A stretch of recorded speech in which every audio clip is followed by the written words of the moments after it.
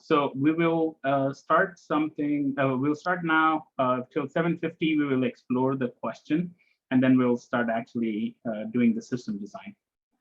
So to begin with, what we are doing today is we are developing, or we are designing AWS Lambda. Now, if you guys don't know what AWS Lambda is, here is a quick overview of it. Basically, it's a serverless orchestration system. Right now, if I want to release, let's say, a service or an app website, I basically have to set up a machine, open up some ports, run a web server, and then put my code in there, and that's how it will run. But with AWS Lambda, it's serverless. So all you do is you do certain configurations saying that, okay, my app is going to, I need so much memory for my app. You create a binary for your app and you upload that binary. You upload binary or code depending on what language it is. And that's it. And AWS Lambda, basically AWS gives you an endpoint, and then you can use that endpoint, give it to your clients, users, whoever is going to use it. They can hit that and your website is live. So there is no infrastructure you're taking care of. Everything is taken care of by AWS. But in the end, it's still running on some machine somewhere. So we are going to design that, right? So our question is design. Any questions on AWS Lambda? Okay. So getting started, what we need to do is we need to figure out all the requirements so that you can actually build the system, right? So I'm going to leave it up to you guys to ask me questions and clarify what we need to build.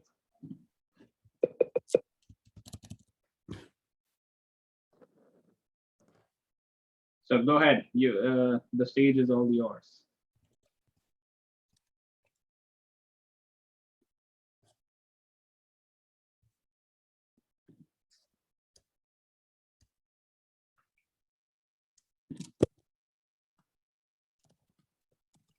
Who wants to go? I can ask a couple of questions. So yeah. Number one is there's so much Lambda can do, right? I mean, any sort of client can have any feature that they want to implement through Lambda. Yep. What is it that we're going to first build, and what is the scale that we are looking at? We are doing exactly that. You do not care about what the application is. So what does Lambda do? So Lambda, you do not care what the Lambda does, right? All you have to do is you're providing an orchestration platform. Okay. You can ask me very specific questions, and I can answer those. All right, I'll jump. What is the scale of this? Sorry? For what scale are we building this for? That's a good question. So what I would say scale we are building for. I would say a small to medium website, not something like Netflix or Twitter, but I would say, what's a good example? Not Reddit. I would say tens of millions of users. Okay. So anywhere between, let's say between 5 to 10 million users. So maybe like for like Lime or a scooter platform or something like that size. Yep. And if you talk in terms of requests, let's give it something. We have a total of 10 million users. We have, let's say, 10% coming day over day. So 1 million coming in. What is 1 million divided by 8,600 seconds? That's your QPS. Let me do that calculation quickly. 8,000. Wait, how many requests again? 11 requests per second. Per second, okay. And what's our? Is there a range of how fast do we want the response to go through?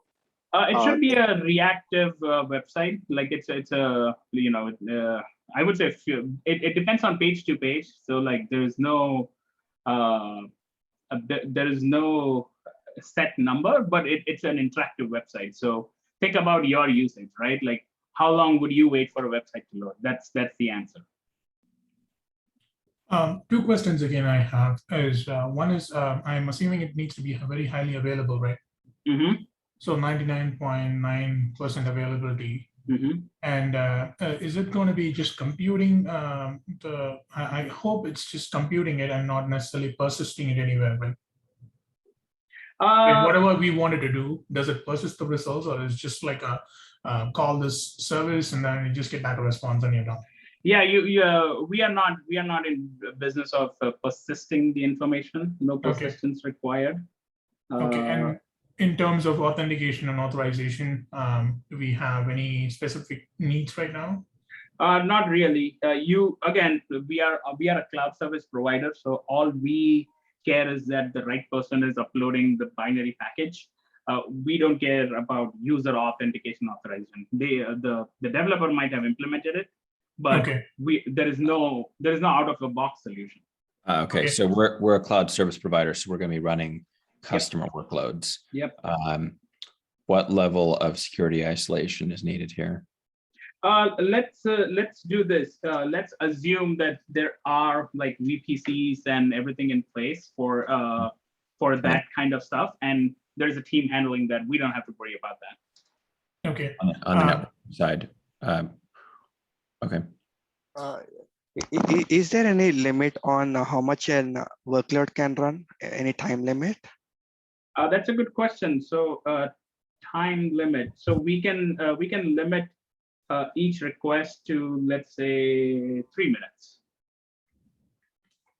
Each request can run for a max of 3 minutes.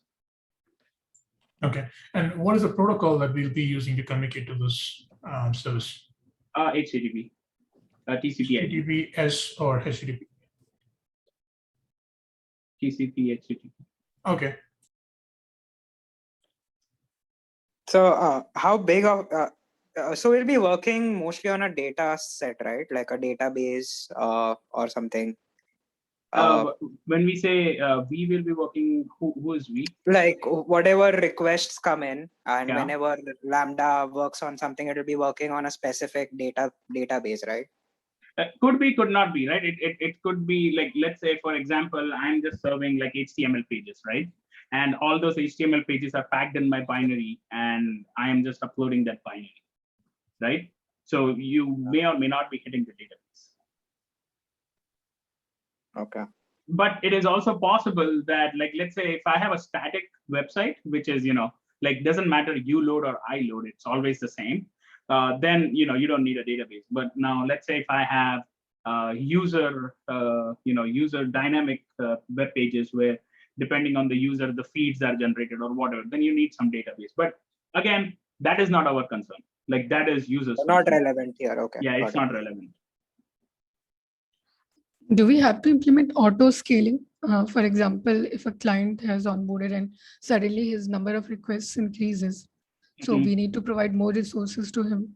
Yes. So we can get, so that's a good question. So we can get certain estimates, in the beginning, where we can say that how many requests do you expect and how long each of your requests will last. But that's just an estimate. So you have some numbers, and to answer your question, yes. Like let's say the developer said, "Hey, I expect no more than like 1,000 requests in a day," but suddenly their website got like super famous overnight, and they like got millions, 11 QPS. Our system should be able to adjust to that. So we're not going to provide any quotas that they have to then ask to increase. No. We should be able to service at least until 11 requests per second. Per times the 5 million users. That would result to like 1 million users or 1 million requests in a day. So that's actually 1 million divided by 8,600. That's what gives you 11 requests per second. So this is 1 million. I assumed only 10% of people show day over day. So this would be 1 million requests per day. So is this for per client or for the whole system? This 11 is per requests. application or per client. Okay. Two other questions. One is regarding the, is there a need for a, I think I'm just talking out loud, but is there static content that you need to be handling?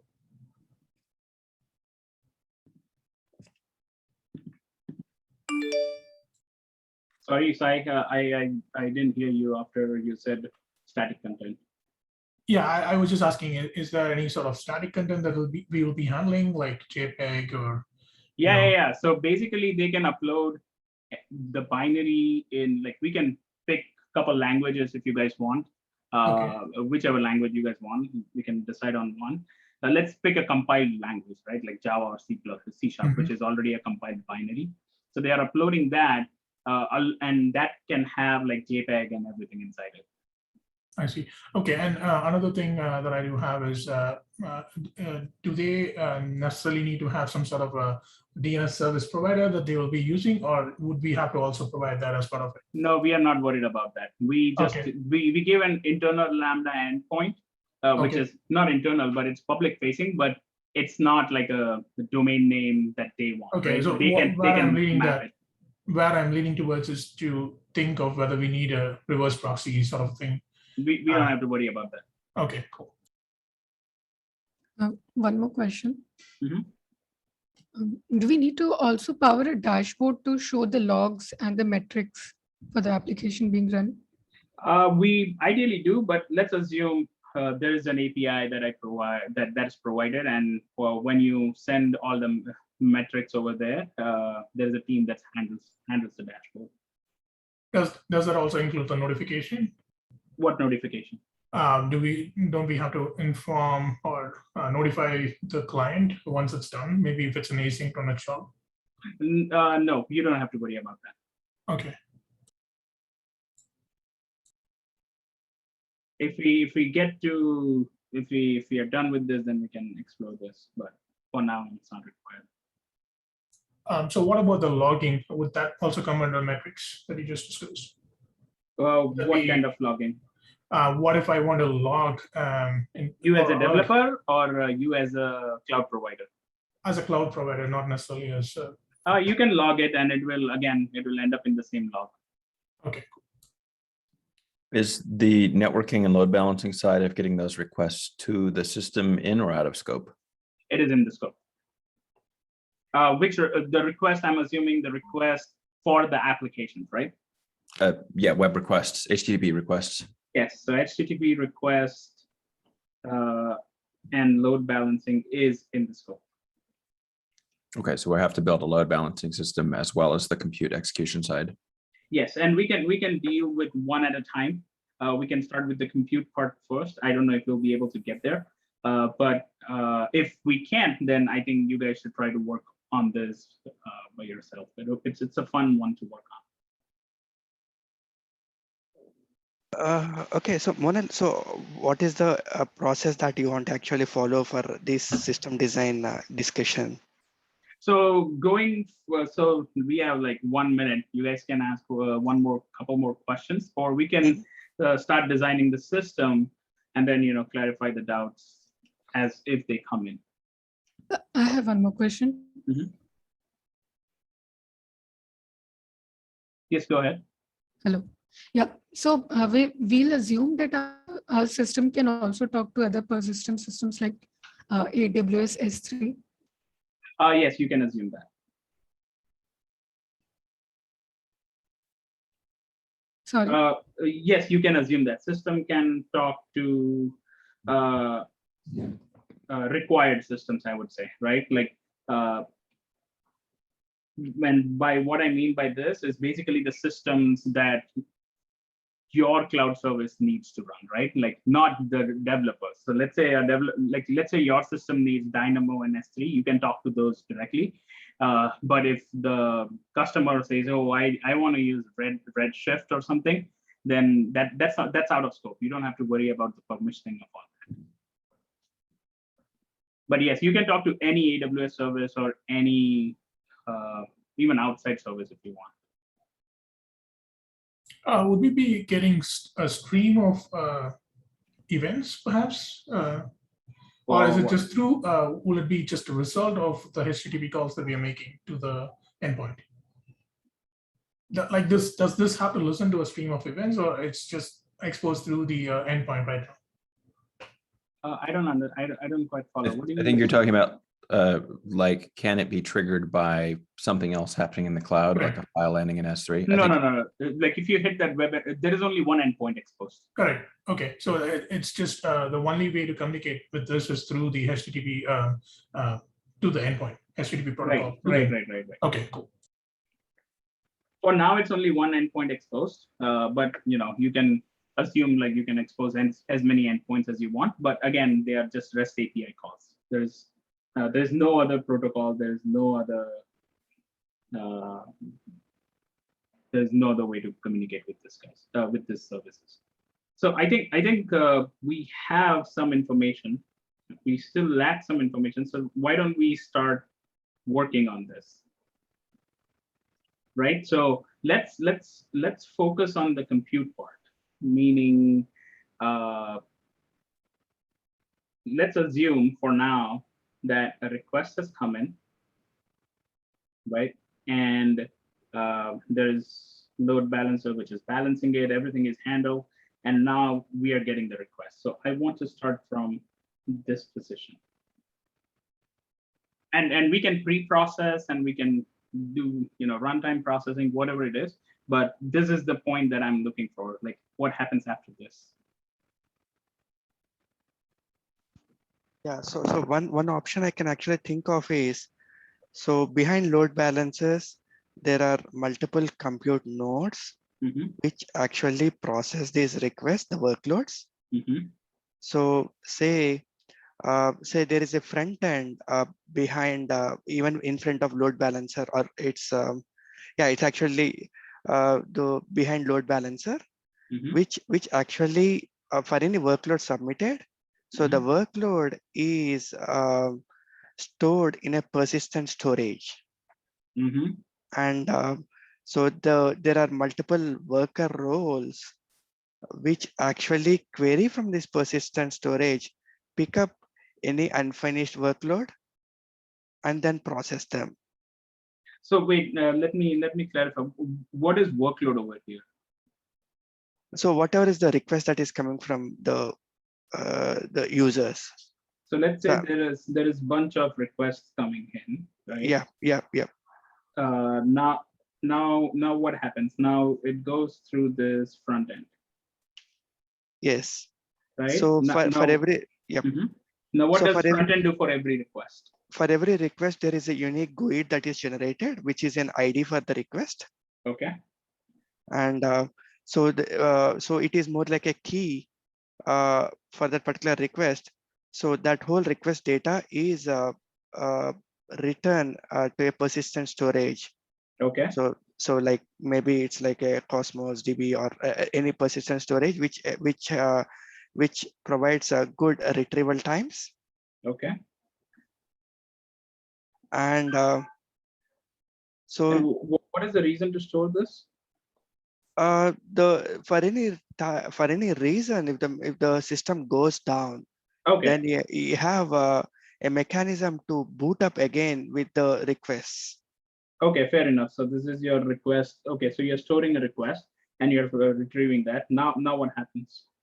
So there are multiple roles or worker roles, so which actually read requests from the request store, process them, and update, like the status or like the status.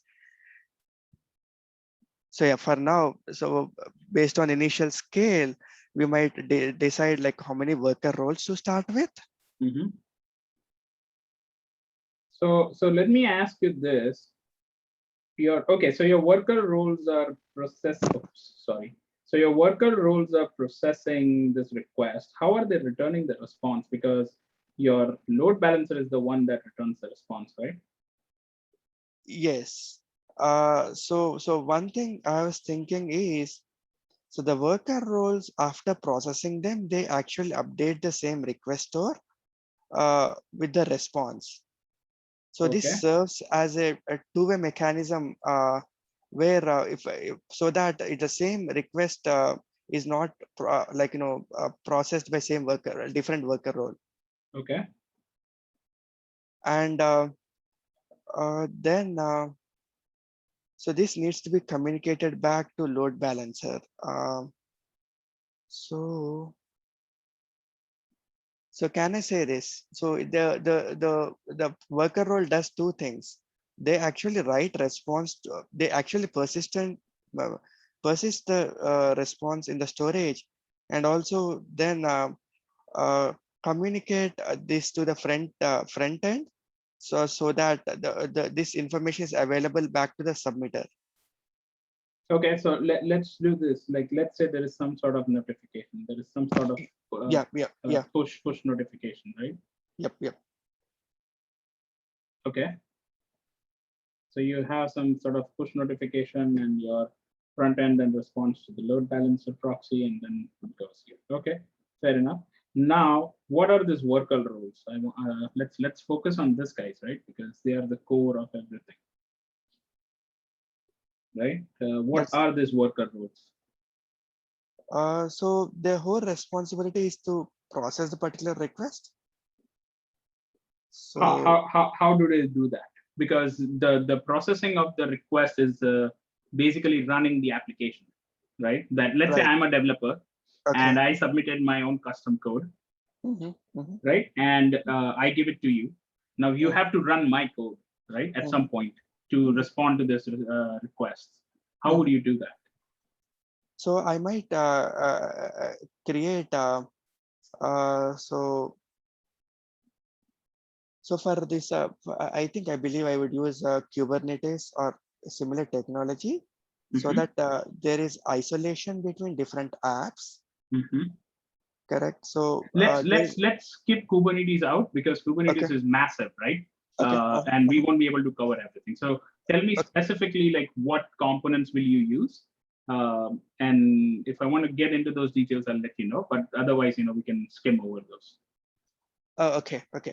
So we can use Docker just probably correct. So there is a Docker that is created for each of the requests. Okay. So either it is created or can be there is a pool of Dockers which would be reused for each request. Okay. So you have okay. How would you store this pool? Right, because right now we are talking about one application, right? Let's say there are 100 developers who have uploaded one application each. So now you have 100 applications, right? And let's say you spin up X Docker images per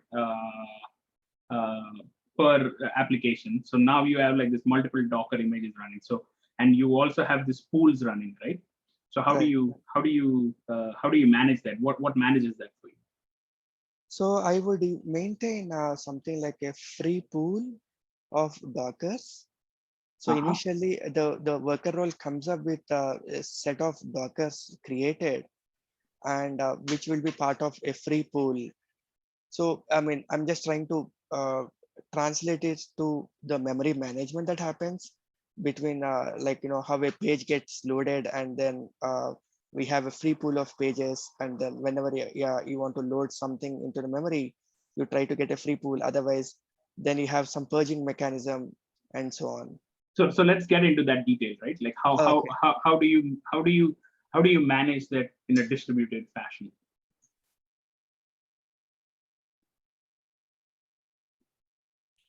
Do you mean distribution of the load to the individual instances?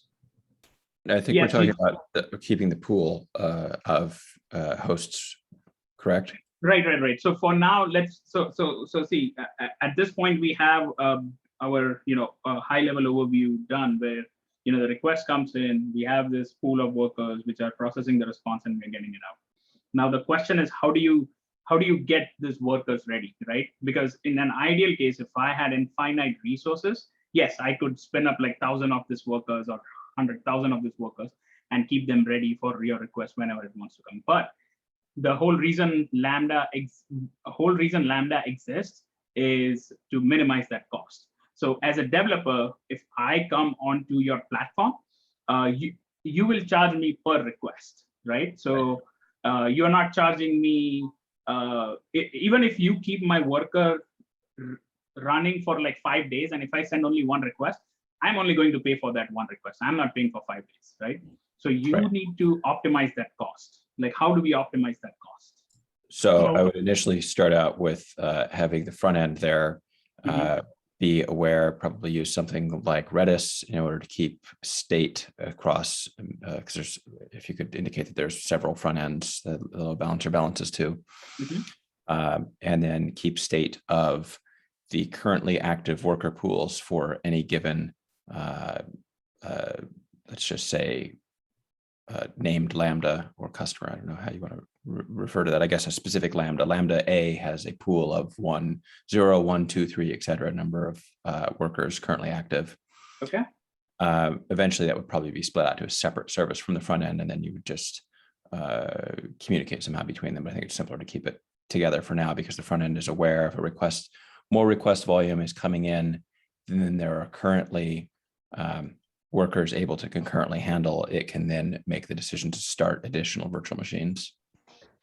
Okay, so if I understood you correctly, basically your front end will get the request. The front end will see, hey, what other workers do I have, right?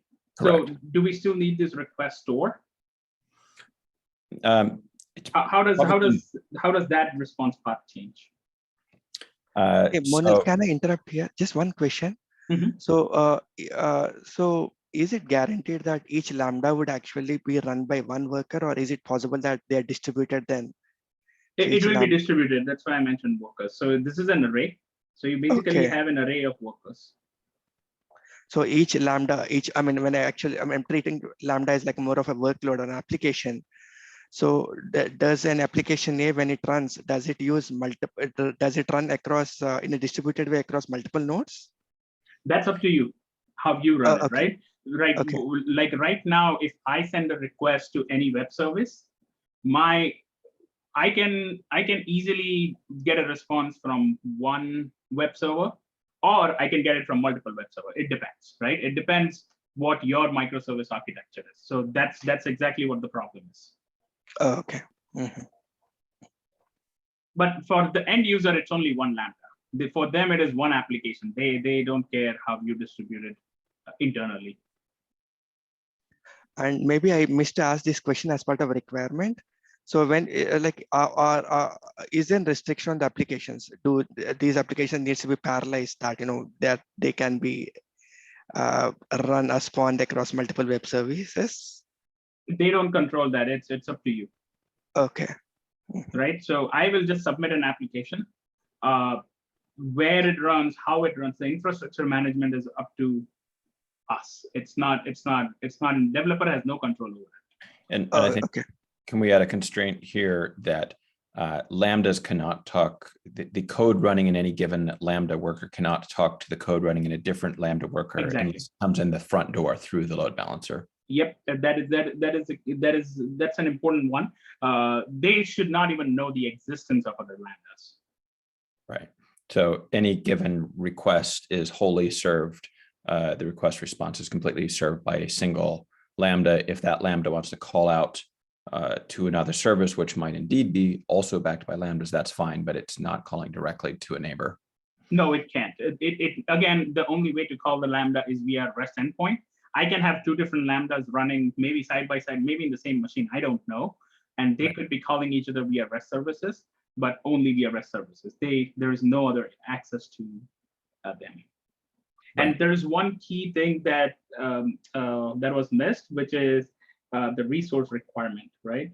So we'll keep it same as what AWS is, which is each developer or each Lambda will specify memory to you guys, right? Like we can have range of memories, and the memory would be let's say 1 gig, and the other one is 5 gigs. Let's just keep it simple. So either I can say that, hey, my application will run, I will need at least 1 gig of memory, or I'll need 5 gigs of memory. Anything more than that is not supported. Anything less than that, then you have to pick the minimum of 1 gig. So I think there's a need for a dispatcher module because I've been looking at it for a while. I noticed, like, number one, I do not know when the workers are actually done. I don't have an option to know how they are. And what if something goes down, right? There's no monitoring on the health of the individual workers themselves. So that is not available right now. And also now you brought in the new the requirement that we missed out, which is the resource. So that means that if I distribute this workload across multiple instances, it's not guaranteed to just run on a single node. Sometimes you can have a huge workload, like you said, just one request, but maybe it runs for like more than 30, 40 minutes. In that case, it might need more than one node to process efficiently. Sorry, just to remind you, we are limiting that to 3 minutes. Yeah. Oh, okay, I see. So the 3 minutes factor is there. Yeah, and it requires more memory, like you said. Yeah, and just like Brian mentioned, like each request is should be only with one Lambda, right? That Lambda might internally call other Lambdas. That's okay. Right. But each request to the client comes from the same Lambda. Okay, let's say the requirement is basically 5 gigs, and we can spawn maybe one instance which has at least 10 gigs of RAM, or we could have other instances which is like just a small machine which has 1 gig of RAM. So that needs to be determined, right? So that's right. So that's the optimization that that needs to be worked on, right? So let me actually clarify this, and I want to bring you guys onto path because we're doing a little bit off path. So Brian, you mentioned that you have this Redis, which is basically determining the workers, right? And then I wanted to still know what happens. Like, is this still part of the design, or does this change? Sorry, I missed just the end of that. Does this change? Because now, if I understand the flow correctly, the request comes in, the front end calls Redis, says, okay, these are the workers running. What does front end do with that? Right. So I think I would go about this just a little bit differently at this stage. So you have a request that comes in, hits the load balancer, hits the front end. Let's give these names. So, like, let's say you have a request that's trying to go to the shopping cart Lambda. The front end would consult Redis, see if there are any current processes of the shopping cart Lambda running. I guess we can get into load-based load balancing later. Let's just do a dumb robin for now. And presumably, I think a constraint we missed covering, can Lambdas concurrently process more than one request, or can they only process one request at a time? That's a good question. A Lambda can process, let me think about this for a moment. A Lambda can process only one request at a time. Only one request at a time. Okay, so that makes it more complex because we're going to have to queue requests until there's an available Lambda worker to process it. If they could process more than one request at a time and there was some flexibility, then we could possibly just do a dumb round robin at first. So given that, I guess we're going to have to keep state in Redis to start of every given running Lambda instance. So the first thing is we would have like an array for shopping cart. We can say, okay, shopping cart is running on these 3 particular virtual machines. And then we'll have to keep in real time whether or not they have a active request being sent to them. We have to keep that in Redis. We can't keep it in the actual in a in-memory object in the front end because we have multiple front ends. So we have to do distributed coordination across them. So how would you do that? Like, do you want to keep a separate Redis instance which says, okay, this Redis is for workers in progress? Like, you have Redis for each state, right? Or you can think of them as different tables for each state. Doesn't matter. Yeah, I mean, probably this would become a giant system, but I would start off with just the one Redis and then different tables, perhaps. Okay. For that state. Okay. So just to try to think it through, a request comes in for the shopping cart. Let's say we currently have 3 3 running Lambdas for the shopping cart. Mhm. 2 of them are currently processing a request and 1 is not. So we would then have the front end route to the Lambda instance that's not processing a request and Okay. mark it as busy in Okay. Redis. Okay. Once the response from that request returns, the front end would then mark that that particular Lambda is not busy in Redis. Got it. Now, who is front end submitting the request to the workers, or are workers pulling themselves? I would probably not go with the request store here, because since these are HTTP requests, they can't necessarily be retried and they're time critical.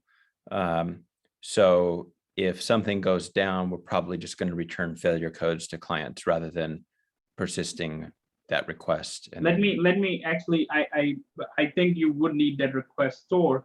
Let me ask you one question, right? Let's say I have only 2 Lambdas running, right? Mhm. I don't have 3 Lambdas running. Mhm. And I send you 3 requests. Mhm. What happens?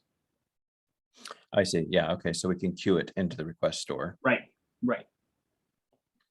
Yep. So yeah, that was the intention. So the request store actually serves the purpose of bootstrapping the system in case if something goes down, and second is for queuing the requests. So I think instead of request store, it might be better to have a request queue. Oh, okay. Yeah, that's right. Yep. It's a Right? queue. Yep. So you have a queue. Now let's come to this part a little bit later on of how this response and request part works. Let's focus on a little bit more interesting part, which is how do you manage this, right? Like, you have this Docker containers, right? How much are you spawning? How are we optimizing that cost? Because if I have 100 developers and each of them are submitting application, I don't want to run 100 containers on 100 machines and just pay the cost for it when maybe 50% of them are test tools, right? Which never get called, right? Because no one's paying me for that hardware. I think it would have something to do with your request per second, a combination of your request per second rate and how long a given request takes to serve. Okay. And I don't remember much from queuing theory, but I think there's something called traffic intensity, which is where you measure if the wait time for request is going up or down, and if it starts increasing, then you probably start additional workers. So let's do this. Let's keep it super simple, right? What we can do is we can say that if 2 consecutive requests within a time range of let's say 5 minutes, right? We'll just keep it deterministic for now. You will have a Lambda ready for that. Anything more than that, no guarantees. Right? So let's say the first request comes in. It's possible that the Lambda is ready, is not ready, and we'll discuss about that based on your system design. But when the second request comes in, if it comes within 5 minutes, it will be served immediately via that Lambda. We will not tear down that Lambda until for next 5 minutes, right? So the next request comes in, we'll wait for another T+5. The next request comes in, we'll wait for another T+5. But the moment 5 minutes pass, there is no guarantee. We may tear down, we may not tear down. For now, we can just say that we'll tear it down. Right? So how do we get this ready? I want to get into details of allocating machines, allocating running specific Dockers on specific machines, and all of those kind of things. So I have a question here. So why are we disregarding the fact that we can have, let's say, a 1 core machine with dedicated resources for a given request? So basically, instead of having, let's say, a 32 core machine where we are expecting 32 processes to run in parallel, can we not consider a scenario where we have a dedicated compute engine for 1 request? So instead of sharing resources and and worrying about isolating the environment by running multiple Docker containers in parallel in a given compute. Why are we not considering the fact that how about let's take the compute engine to be small enough to process one request, and that will be a part of the requirement that the compute offered for a kind of request is, let's say, 2 core, and the memory requirement is 1 gig or 5 gig. So you will have 2 configurations where let's say 2 core machines with 1 gig of memory and then 2 core machines with 5 gigs of memory. So I'm just wondering that if we do something of that sort, then you can have dedicated compute for every request. Is that something that is yeah, I would like to know. I mean, is there a reason why we are not moving in that direction? So let me ask you this: like, what do you think will the problem be in that case? I don't think that's a wrong approach. I'm just asking what problem you might face. You have no control over the request that comes in. What if all the requests that you have require different computational capabilities? In that case, you need to have all the instances. You need to spawn a new instance for each, depending on the request that comes in. Let me make it a little bit more simpler, right? Because the problem, it's a, I don't expect you guys to solve this. There's a team doing this. So let's assume that, what Mayur said is true. For 1 gigs of memory, like this is implicit. There is no choice over here. If you pick 1 gigs, you'll have 2 cores. If you pick 5 gigs, you'll have 4 cores. Like no one has control over that. But there's actually a different problem that will happen if you run everything on, separate machines, right? You will run out of machines. There is only so much physical space. Now think about, like, we are still thinking about scale of like 100 applications, right? What if I tell you like there are 10,000 applications running, right? How are you going to put them, like running 10,000 machines is going to be way more expensive, right? Versus running one machine which has like 32 cores on which you can run like 16 applications. Does that make sense? And the more machines you have, the more network bandwidth you're consuming. Right? So your hardware will start restricting you at some point. Got it. And also, I think the problem is wastage of resources as well. Right. Right. So let's do this, right? Let's see. We have about 22 minutes. Let's actually 12 minutes. Sorry. So let's get into like how would we try to optimize that, right? So let's say I have a team given to you, and I say that when you tell me, give me a VM, it will take me about, let's say, roughly 3 minutes to boot up a VM. And here, VM is basically the EC2 or a compute engine, right? It may be a physical or a virtual machine. You guys don't really know. That's a hardware level detail. So this is like a 3 minutes to boot. And over here, I'll give you like Linux ready machine, which has like certain capabilities and like, it has like ports and TCP and everything open. So you can configure it the way you want, right? So you have this capability. You just have to call one REST API, say that, hey, give me one VM, and I'll give you a VM with configuration, of course. How would we keep all this ready so that we have good customer experience, and second, we also don't have high cost? Like, what are the trade-offs? We'd be using some sort of a priority queue. I'm thinking about the problem task scheduler on lead code, which is sort of similar to the processes and the tasks that we have.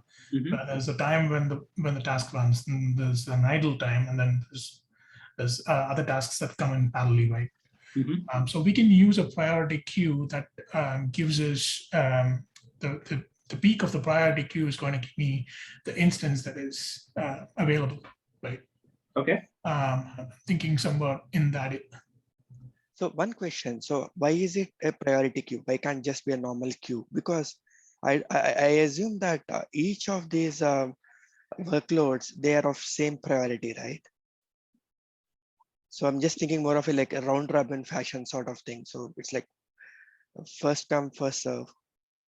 Yes, so all of them are same priorities. But if I understood Sai correctly, it was not related to the workload. It was more related to because the I'm not even state of the talking about machines. So the workload queue that you have there is not what I'm talking about. I'm rather talking about what is available right now to process it. Right. Okay. So request queue is not what I'm talking about. So now, so let's say let's talk about one VM, right? Let's not talk about anything more. So you call this thing and says, hey, give me a VM ready, and this guy gives you after 3 minutes, right? And then I'm assuming you have some algorithm that will determine what containers go over here, and here, and you have this VM which is running with few Dockers in there, and then this is updated in your Redis queue over here, right? That way your Redis knows about something that is ready. So we have sort of like a system ready. But my question is, my first request, let's say and to indicate that these are different ones, I'll just color them in different colors. So these are different applications. Now let's say a request comes in. Sorry, a request comes in from here to here. And now this is request 1. What happens with request 2? Because this request 1 is still being processed, right? And we are supporting 11 QPS. What happens with request 2? Request 2 gets queued. Request 2 gets queued until request 1 keeps on going down, right? Finishes off. Now, let's say I send you, as I promised, 11 QPS. I send you 11 requests, right? Mm-hmm. So now you have 10 requests standing in queue. How do we mitigate that situation? What if we just do portions of the queue, just like the CPU does it right now? When you perform parallelization, you have one instance of the first request running for a certain amount of time. And then you have another instance of request 2 running for a certain amount of time. So they sort of like doing it in parallel in the sense that you're still using the resource to compute portions of request 1 and request 2, if you know what I mean. No, I understand. You're talking about like thread context switching, right? Basically, you switch on thread. I think time slicing. I think that's probably a further down the road optimization. I think what we want to do right now is just, if there are more requests queuing than we can currently process, start another container or instance. Right. Yeah. Right. So let's say now here comes the bigger question, right? How many VMs do you keep ready? Like, let's take a step back, right? Before when I, as a developer, come in and I say, hey, I want this container ready, right? And similarly, like other developers will do it. You have to keep some VMs ready, because we can't wait for 3 minutes for a VM to come up, because that's our slowest part, right? That a VM coming up. Your Docker container can come up in like instant, right? Like let's say I can say it's completely acceptable for me for 1% or 2% of requests to be slow, but others should be fast, right? So you have that condition now, but I would rather have a slow request than have a failed request, right? So how do we mitigate this situation? Like, the one way is to keep this VMs ready, but the thing I'm trying to get is how do we optimize that? You're getting at how many VMs do we keep ready, or right? What is a good way to optimize that? Like how do we optimize? To not have more than we need, but to have enough to start them in time to serve requests. Right. And I'm fine making assumptions, but I just want to know what those assumptions are. Can I say when the system comes up, it would actually come up with a set of VMs? You mean set of applications? No, with the server, with the set of VMs spawned. When I say, like, when this service comes up, it actually comes up with say a default set of VMs spawned. Sure, but you need to give me that number. The system boot case is perhaps a side case. I think maybe we can stick to talking about the steady state. I'm drawing a blank on how to calculate how many VMs you should have in your warm pool. No. So good question. So I'm talking about that pooling, right? What pools will you maintain, and how will you keep on managing those pools? right? So you just mentioned something like a warm pool. What is that warm pool? What does that have? Right. So you would need some kind of service that manages your warm pool. Mm-hmm. I guess it could just be a compute manager or something. And to determine how many VMs you need to keep warm at any given time, I guess it could end up quite complex with looking at like historical trends and things. Okay.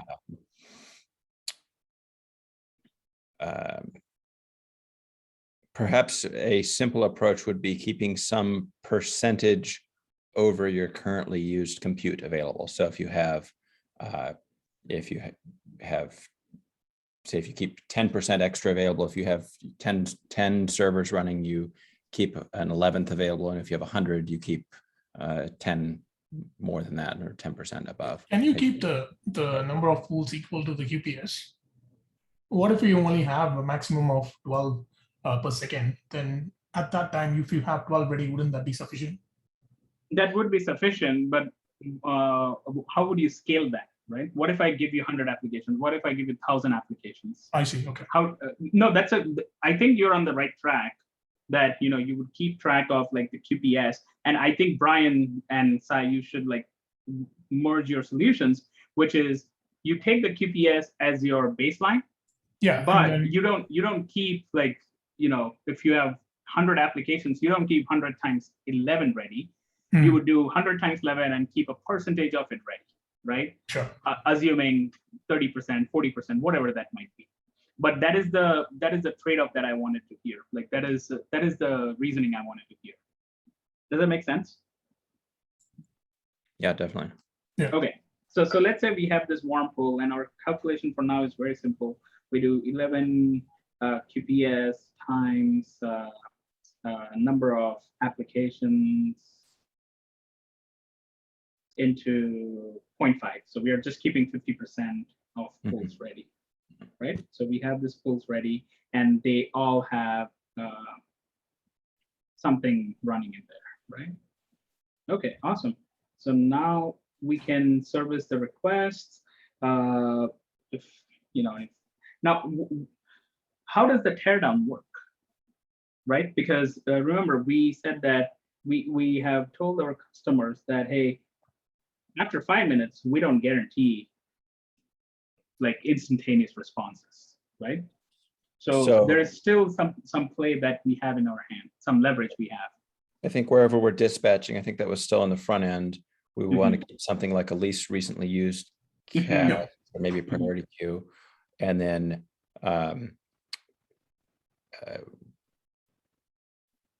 always dispatch to the most recently used Lambda containers. And then that way, if one remains idle for 5 minutes, maybe the compute manager or whatever's taking care of the warm pool can notice that, mark it as unavailable. I guess it would have to communicate with the front end and Redis to mark that particular container as unavailable, and then shut down that instance. Is it possible to simulate sort of if I run this particular task on this machine, would it go over 5 minutes? Is that something that is in our hand right now? Yeah, you can. I mean, you can totally do that. You could have an automated process. Then I would give priority to the other tasks, which could be completed less than 5 minutes. For sure, we would get back responses for those. But for the ones which we have that we think is going to take more than 5 minutes, send them to a different topic or queue and have them processed separately. But how are you going to know that, right? Because you don't necessarily know the application that is running. You don't know the input. Oh, I see. Okay, so it's only on runtime you would know, right? Yeah. Yeah. Okay, that was my question. So if we knew it beforehand, then we could do that. But if we don't have any control over that, then you need to do it on the fly. Right. Like, but the reason I said yes is because I assumed you would develop a system like that, right? And that was my follow-up question. How would you develop a system like that? But if you cannot do that, then no, you don't have control. So like a future optimization would be keeping historical data on how long does any given Lambda execute. So the shopping cart Lambda generally finishes in 500 milliseconds, but the machine learning Lambda generally takes 4 minutes. But again, you do not know the contents of that Lambda, right? What if I keep on changing that Lambda if I am the Sure, developer, yeah, you'd have, Yeah, we know the purpose, but we wouldn't necessarily know the input that comes in. So Exactly. Cool. I think we are right on time. So you guys did awesome. This was so much fun. I really liked how you guys were thinking about like the details. So keep up. I think it was fun. I hope you guys enjoyed it and you learned as well. Hey, can I take a minute? I just want to know more about the teardown part. So I understand we keep track of least recently used VMs or nodes, right? So is that are there any other approaches apart from that? To tear down? Yep. You could either do with LRU, or I think that is, in my mind, that is the easiest and the most optimized approach.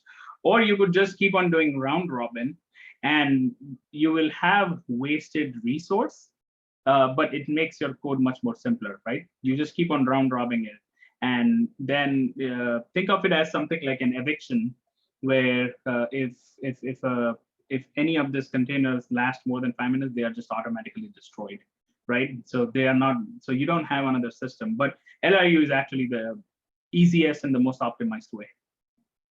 That way you control saying that, okay, let's say, think of it as a sliding window, right?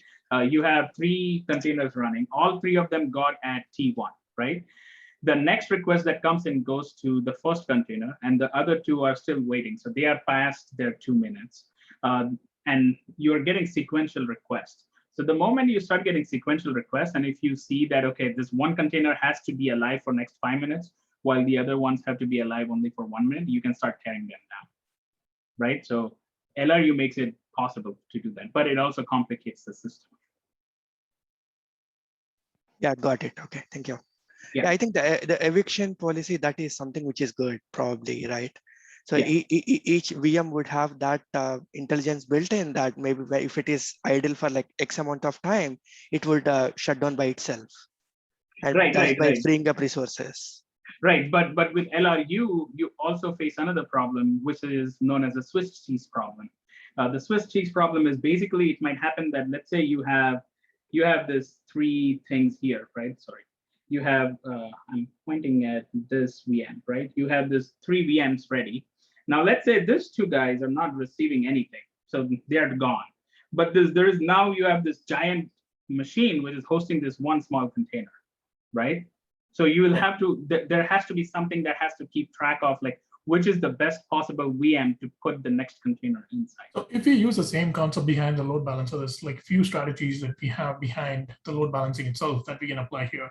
One is the least connections per VM. So the one with the least number of connections can be start using if you put that in the top of the queue. Priority queue. That's one option. There's weighted round robin, there's round robin, and then there's also health thing. Is one other thing that checks the health of the VM before it load balances it. So few of those can apply here also, but I don't know about the health of it. But yeah, we could use least connections algorithm that for this one that would definitely apply. Yeah, there's actually, like, it's very hard to get this like absolutely right. Like, there will be wastage, right? When I was on Xbox, we built a similar system, but for games, just very similar to this. And we had this massive problem of Swiss cheese, where we had this VMs running, like massive machines running like this one container inside it, right? And there was just no way to like get rid of it without like overcomplicating stuff. So doesn't Prometheus do that? I've been hearing about Prometheus a lot, which monitors the services that's being run on different machines, as well as the health of the machines and things like that. Is it possible for Prometheus to tell us that, hey, this VM has been going on for a while based on the timestamp, and it has this compute capacity? Why are we not using this? Prometheus can just give you metrics. It doesn't give you. Oh, okay, I see. You have to do something with those metrics. It's just time series metrics. But yeah, to talk about the optimization I mentioned before, I think if you have you've got a particular Lambda that you know based just as a black box, just on observing it. You don't need to know the name, you don't need to know anything. You can say, look, 100% or 90% of the requests that go to it take 5 minutes or take 400 milliseconds. If you've got, you're planning on shutting down a particular VM, but you're waiting for a 5-minute request to finish, you could bin pack those shorter requests in with it to not waste that compute as a, far down the road optimization. No, definitely. And that was one of the approaches we took, which is moving, but we had a different problem because this was more like this was multiplayer matches, right? So we couldn't do it. You can't sever the connection at that point. But yes, that is one of the, but you see, like, it keeps on getting more and more complicated as you keep on like solving more problems. So AWS put out a really cool video on their Lambda caching layer a couple of weeks ago. They have this incredibly complex and sophisticated distributed caching system where they chop up your container image into small chunks, I think 5 megabyte chunks. They compute a hash for each chunk, and then they cache all of those chunks. So then when Lambda goes to pull either a Lambda function or it can execute containers now, it actually gets a list of chunk hashes. And if those hashes, there's several caching layers local to the instance, and then in the availability zone, it can pull those chunks without having to pull the whole container. Oh, that's pretty cool. Can you link that video, please? Yeah, let me find it right now. Just put it on Slack. So there was a request to summarize this design. So basically, like, I think the key here that I was trying to focus on was like getting this overview of the system. We can dive deeper into each of this, and each of them by themselves are very complicated. But it would the system would be like, you have a load balancer which forwards the request to front end. Your front end is the bifurcation point, which says that, okay, I'm going to look up into the Redis, or the first step is to actually queue the request, because if your front end dies, your request dies. And there's also a chance that the container that you want to run the request on, that container might actually not be available. So you might have to bring up a new container. So you queue the request, and then you go to Redis or you go to some store and find out, hey, which of the machines are available for me to, either like, is a Docker container available to make a request directly, or do I have to spin up a new Docker? So if you have a container ready, then you just send the request to it, get the response back, and you send it off to the load balancer again. But if you don't have the container, then it gets even more complicated, because now you have to determine, like, which VM should you spawn this container on. So you spawn up the VM. Till that time, your request is just waiting in the queue.